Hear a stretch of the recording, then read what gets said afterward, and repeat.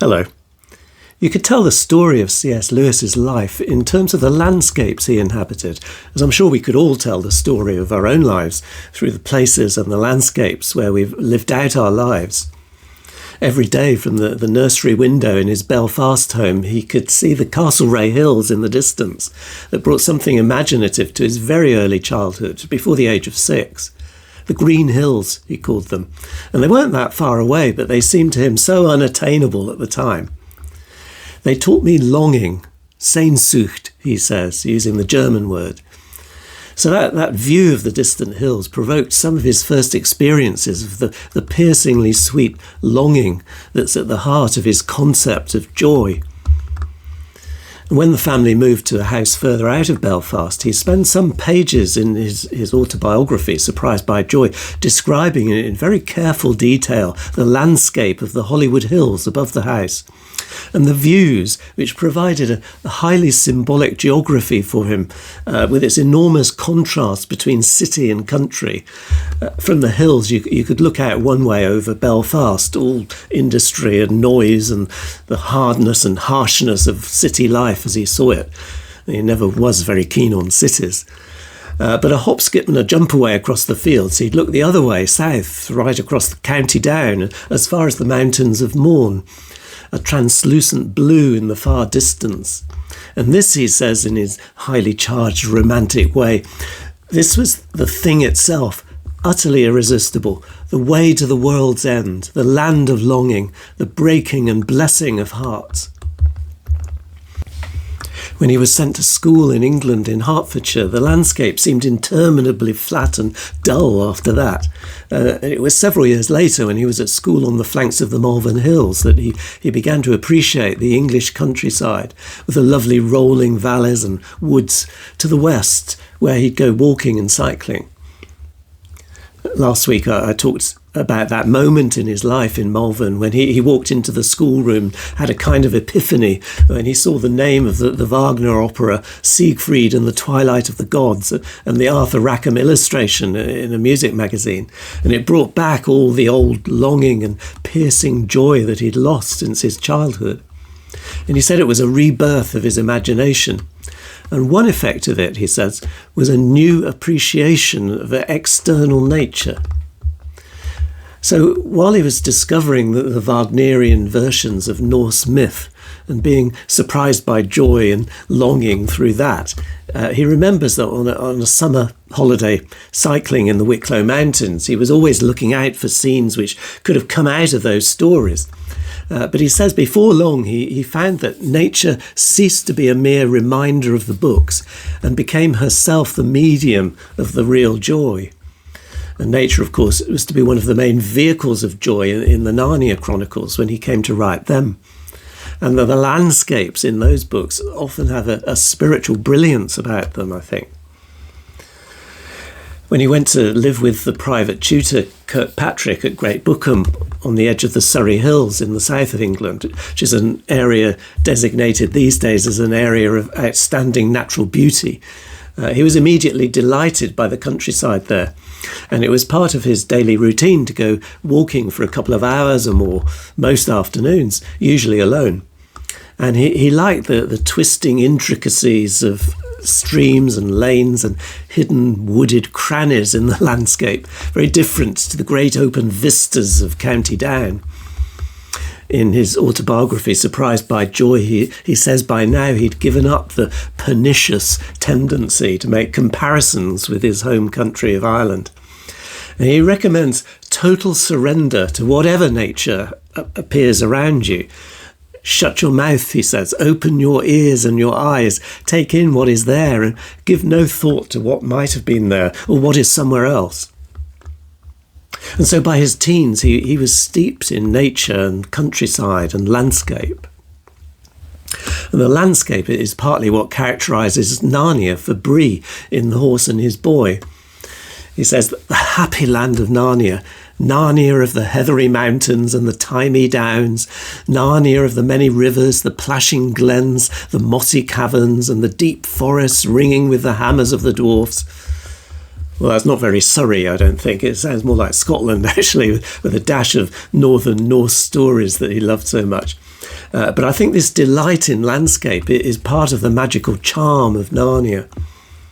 Similar in The Lion, the Witch and the Wardrobe, after Aslan's resurrection on the Hill of the Stone Table, and we're given a delightful point-of-view description of what it was like riding out on Aslan's back across Narnia towards the witch's castle. Let me read a bit. It says that ride was perhaps the most wonderful thing that happened to them in Narnia. And he talks about how it was on a lion much better than on a horse. And he goes on, he rushes on and on, never missing his footing, never hesitating, threading his way with perfect skill between tree trunks, jumping over bush and briar and the smaller streams, wading the larger, swimming the largest of all.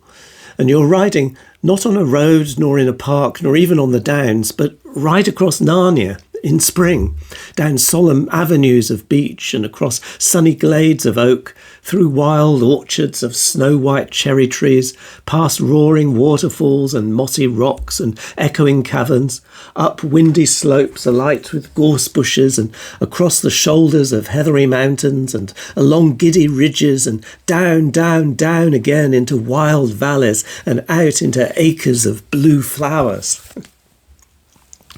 When he lived in Oxford, Lewis made long treks in the country all round the city, and for more than half his life he lived at the Kilns, a property on the edge of Oxford with 8 acres of garden that included a large lake and a steep wooded bank at the back. Lewis's brother Warnie described it as such stuff as dreams are made of. And today the garden's a nature reserve owned by the council. Anyone can go and walk there. A narrow path takes you up Shotover Hill from what was their back garden, where the brothers took their dogs for walks every day. For many years, Lewis went on 1 or 2 long walking holidays every year across different parts of England and Ireland with his friends. And they often took in Malvern, including one tour with his brother and Tolkien, who called them ruthless walkers. And Tolkien stuck it for 2 days and then he went home. But Warnie told how Tolkien was prone to linger at every turn to indulge his interest in plants and insects, explaining the development of the Spanish chestnut and so on. But in The Four Loves, Lewis says an enthusiastic botanist is a dreadful companion on a ramble. What really matters, he says, and he draws the romantic poet Wordsworth on board at this point, what really matters is the mood, the spirit. If you want to receive as fully as possible what nature at each particular time and place is, so to speak, saying. So it was the atmosphere of a scene, not a left-brain scientific interest, which enchanted Lewis. And he says, in tasting that mood, my skin and nose were as busy as my eyes. In Letters to Malcolm, he suggests the beauties of nature are a secret God has shared with us alone, not with the angels, because the angels don't have bodies like ours, and therefore they can't appreciate nature like we do with our retinas and our palates. And another important aspect for Lewis, he says any patch of sunlight in a wood will show you something about the sun which you could never get from reading books on astronomy. These pure and spontaneous pleasures are patches of godlight in the woods of our experience. And they could be turned immediately into prayer, he suggests, into adoration. That cushiony moss, that coldness and sound and dancing light of the brook are a manifestation, he says, an exposition of the glory itself. He explains in The Four Loves, nature never taught me that there exists a God of glory and of infinite majesty. I had to learn that in other ways. But nature gave the word glory a meaning for me. I still don't know where else I could have found one. Lewis sometimes stayed in Malvern with his friend George Sayer, who describes in his biography of Lewis how Lewis relished their walks on the Malvern Hills. He says, on the crest of a hill, he would stand drinking it in with a serene, happy look, almost of ecstasy on his face. At the beginning of Out of the Silent Planet, the first of the space trilogy, the main character, Ransom, is enjoying a long hike in the country, just like Lewis would have done. And he meets an old acquaintance who just doesn't get it at all. Do you do it for money? Or is it sheer masochism, he says, which immediately marks him out as a bad character. Now, it would take too long to go through all the views and landscapes that reflect all this in the Narnia books, but it's always worth thinking about what the landscape is telling you as you read them. I'll just take a look at one thing. Lewis seems to love what he calls a lonely kind of landscape. So, for instance, at the beginning of The Horse and His Boy, Shasta and the horse Bree are escaping from slavery and all their joyless existence in the land of Calaman. And they're heading north to free Narnia. And they come to the top of a ridge, which has always marked the edge of Shasta's known world, and which has always given him that sense of longing and desire with all the tantalising mystery of what might lie beyond it. And what does lie beyond it is an open, grassy country which looked endless, wild and lonely and free. It's a very romantic atmosphere, wild and lonely and free. And weeks later, they've passed through the city of Tashban and crossed a desert, and they get to the hermit's enclosure, a place full of goodness and beauty. It's not a landscape this time, but that too has a loneliness about it. It says it was a very peaceful place, lonely and quiet. I'll talk about that when we come to gardens as places of joy in Lewis. At the beginning of The Silver Chair on Aslan's Mountain, Jill and Eustace are in a very beautiful place with many tall trees.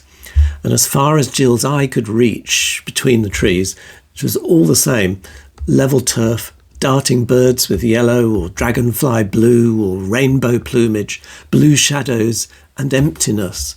There was not a breath of wind in that cool, bright air. It was a very lonely forest. The emptiness and the loneliness are a big part of what gives even Aslan's Mountain its particular mood or spirit. Then later, when they're trekking out of Narnia on their mission to find and rescue Prince Rilian, a vast, lonely moor stretched on and up as far as they could see. You see, there's something about the vastness and emptiness and silence which brings on this feeling of loneliness. But it's a good loneliness, usually. Lucy says this specifically in the Voyage of the Dawn Treader when she reminisces about the island of Felimath. She said, "I'd like to walk there again. It was so lonely, a nice kind of loneliness, and all grass and clover and soft sea air." And at the end of that story, there's a very beautiful description of them sailing through what they call the Silver Sea, a sea of white flowers like lilies. And Lewis conjures up a strange, mysterious, holy sort of mood as they get closer and closer to the edge of the world, close to Aslan's country. And the loneliness, I think, is part and parcel of that piercing, sweet longing, the Sehnsucht, the breaking and blessing of hearts that Lewis talks about. Let me read a little bit of that.